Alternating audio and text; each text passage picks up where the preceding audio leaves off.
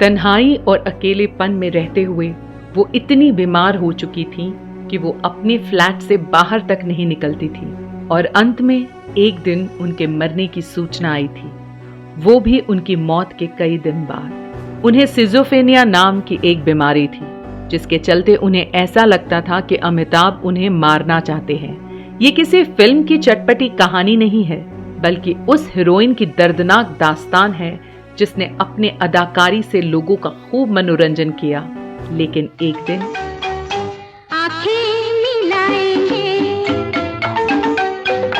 बातें सुनाएंगे।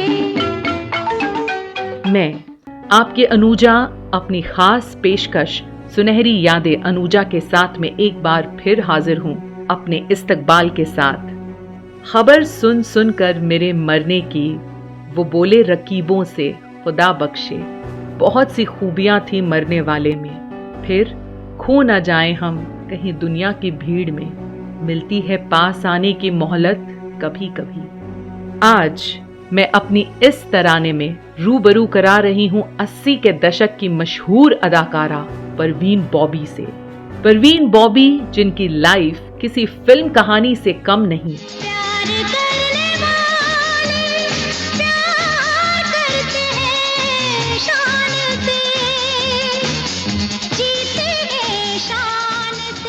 परवीन ने अपने दौर में कई चर्चित फिल्मों में काम किया था, यहाँ तक कि परवीन अपने समय की हाईएस्ट पेड एक्ट्रेस भी थी।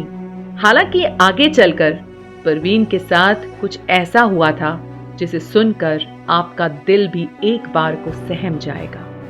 बॉलीवुड सेलिब्रिटीज प्रोफेशनली सक्सेसफुल नजर आते हैं, यही देखकर उनके फैंस को लगता है कि ग्लैमर से भरी इस दुनिया में कोई दुखी नहीं होता होगा, लेकिन सच इससे बिल्कुल अलग है।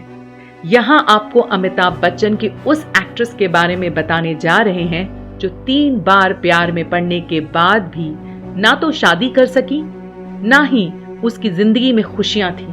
डर और अकेलेपन में जीने वाली ये एक्ट्रेस थी परवीन बॉबी।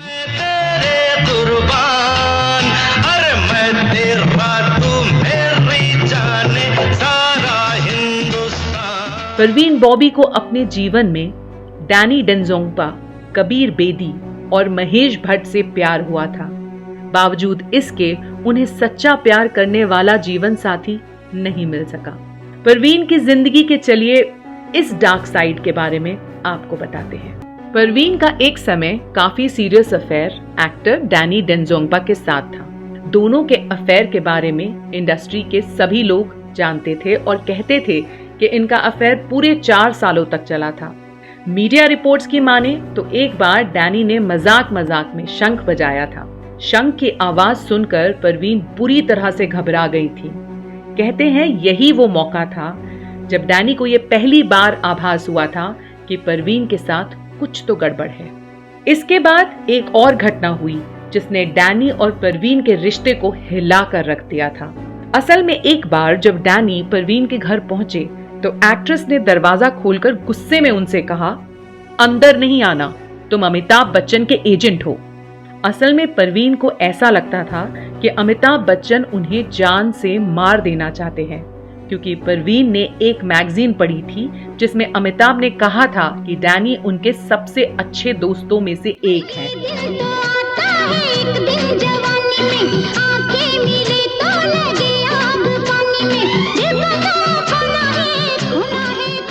परवीन अपने दौर की सबसे अधिक कमाई करने वाली एक्ट्रेस, खूबसूरती और एक्टिंग दोनों में ही वो बेस्ट थी। यही कारण था कि उनके प्यार में पड़ने वाले तो बहुत थे, लेकिन उनका दिल 3 खास लोगों पर ही आया। सबसे पहले परवीन की जिंदगी में डैनी की एंट्री हुई थी।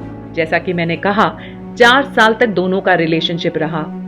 दोनों लिव इन में रहते थे, लेकिन 4 साल के बाद ही डैनी की लाइफ में किम आ गई और परवीन का दिल टूट गया। लेकिन ब्रेकअप के बाद भी परवीन डैनी के घर चली जाती थी और जब किम और डैनी बाहर होते थे तो उनके बेडरूम में बैठकर वीसीआर पर फिल्में देखती थी। टूटे दिल पर कबीर बेदी मरहम बनकर आए थे। लेकिन साल 1959 में कबीर ओडिसी डांसर प्रतिमा गौरी के पति भी थे। बावजूद इसके कबीर परवीन के प्यार में थे। करीब 3 साल तक दोनों एक दूसरे में डूबे रहे और कबीर के लिए परवीन ने अपना करियर भी दांव पर लगा दिया था। लेकिन अचानक से इस रिश्ते में भी दरार आ गई। रात बाकी बात बाकी होना है जो हो जाने दो। बॉलीवुड के मशहूर डायरेक्टर महेश भट्ट की पहली पत्नी किरण भट्ट थी, लेकिन शादी के कुछ समय बाद महेश परवीन बॉबी के प्यार में पड़ गए थे और उनके साथ लिव इन में रहने लगे थे। लेकिन कुछ समय बाद ही महेश को गलती का एहसास हुआ और वो किरण के पास वापस लौट आए थे। हालांकि बाद में महेश ने किरण को बिना तलाक दिए सोनी राजदान से शादी कर ली थी। अंत में महेश भी उनसे दूर हो गए।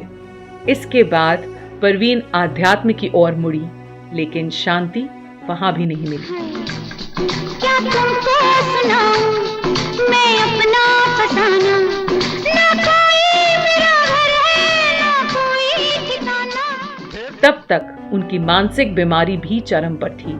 वो अमिताभ बच्चन को अपना दुश्मन मानती थी। उन्हें लगता था कि वह उनका मर्डर कर देंगे। अपने जमाने की बेहतरीन अदाकारा जो सबके दिलों पर राज करती थी, उनका अंत इस तरह सोचकर ही दिल दहल जाता है।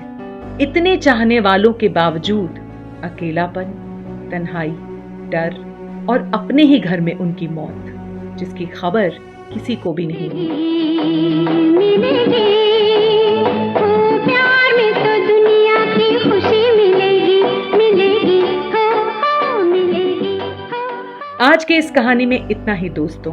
अगले हफ्ते फिर मुलाकात होगी, आज ही के दिन, आज ही के समय। तब तक के लिए दीजिए अपनी अनुजा को इजाजत। आदाब, शब खैर। सनम तू जहां मेरा दिल वहां।